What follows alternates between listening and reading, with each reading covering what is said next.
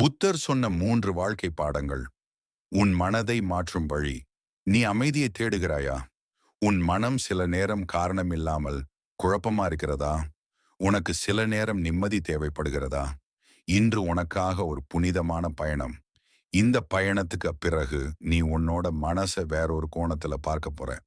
புத்தர் ஒருமுறை சொன்னார், வெளி உலகம் உன்னை காயப்படுத்தாது, ஆனால் உன் எண்ணங்கள் உன்னை அழிக்க முடியும்.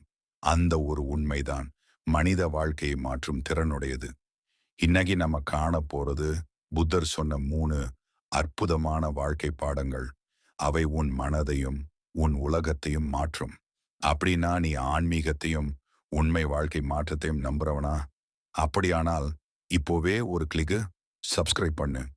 இது உன்னோட வாழ்க்கையையே நிம்மதியாக மாற்றும் வழி. நீங்கள் புத்தர் என்று கேட்டா நம்ம மனசில் வரும் படம் அமைதியான முகம், மெதுவான சிரிப்பு, மூடிய கண்கள். ஆனா அந்த அமைதிக்கு முன்னாடி ஒரு புயல் இருந்தது. அவர் பெயர் சித்தார்த்த கௌதமா, ஒரு ராஜகுமாரன். அவரின் வாழ்க்கை முழுவதும் செல்வம், ஆடம்பரம், மகிழ்ச்சி நிறைந்தது. ஆனா ஒரு நாள் அவர் அரண்மனையை விட்டு வெளியே சென்றார். அங்கே அவர் முதுமை, நோய், மரணம் பார்த்தார். அந்த நொடி அவரது மனதில் ஒரு கேள்வி எழுந்தது. ஏன் துன்பம்? ஏன் வலி? இதிலிருந்து மீள வழி இருக்கிறதா? அவர் அந்த கேள்விக்கு பதில் தேட ஆரம்பித்தார். அவர் ராஜ்யத்தை விட்டு விலகி ஒரு சாதுவாக மாறினார். ஆண்டுகள் முழுவதும் தியானம், தியாகம், துன்பம். ஒரு இரவு போதி மரத்தின் கீழ் அமர்ந்திருந்தார். அவர் தீர்மானித்தார், நான் உண்மையை அறியாமல் எழுந்திருக்க மாட்டேன். அந்த இரவு அமைதி மாறி ஒளியாகிவிட்டது. அந்த நொடியில்தான் அவர் புத்தரானார். எழுந்தவன், விழித்தவன். பாடம் ஒன்று, கோபம். தீப்பொறி போல ஒரு நாள் புத்தர் ஒரு சிறிய கிராமத்துக்கு சென்றார். அங்கே ஒரு மனிதன் அவரை கேவலப்படுத்த ஆரம்பித்தான். நீ ஏமாற்றுபவன், நீ சாதாரண மனிதன் என்று சத்தமாக திட்டினான். அவரை சுற்றியிருந்த சீடர்கள் ஆவேசமடைந்தார்கள். குருவே, அவர் உங்களை அவமதிக்கிறார் என்று சொன்னார்கள். ஆனா புத்தர் அமைதியாக பார்த்தார். அவரின் முகத்தில் ஒரு சிறிய சிரிப்பு மட்டும். பிறகு அவர் மெதுவாக சொன்னார், ஒருவர் உனக்கு ஒரு பரிசு கொடுத்தால் நீ அதை ஏற்கவில்லை என்றால் அது யாரிடமே இருக்கும்?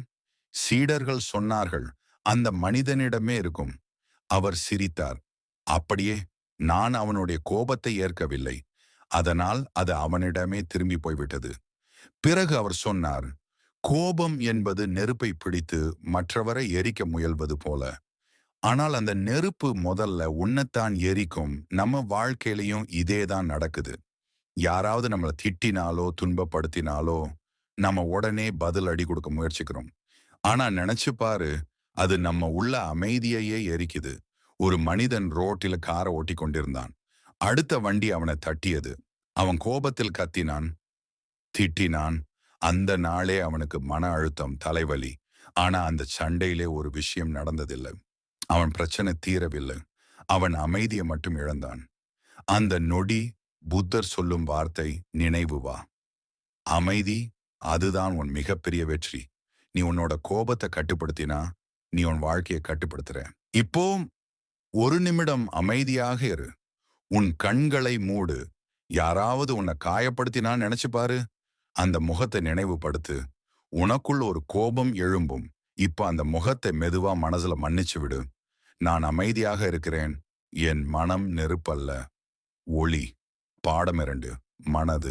தண்ணீர் போல் ஒரு சீடன் ஒரு நாள் புத்தரிடம் சொன்னான், குருவே, என் மனம் குழப்பத்தில் உள்ளது. என்ன செய்வது என எனக்கு தெரியவில்லை. புத்தர் ஒரு கிண்ணத்தில் தண்ணீர் ஊற்றி கலக்கினார். இப்போது நீ என்ன பார்க்கிறாய் என்று கேட்டார். சீடன் சொன்னான், மூடுபனி போல. தெளிவாக தெரியவில்லை. சில நிமிடங்கள் கழித்து தண்ணீர் தெளிந்தது. புத்தர் சிரித்து சொன்னார், இது போலவே மனதையும் அமைதியாக விடு, அது தானாகவே தெளிவாகும்.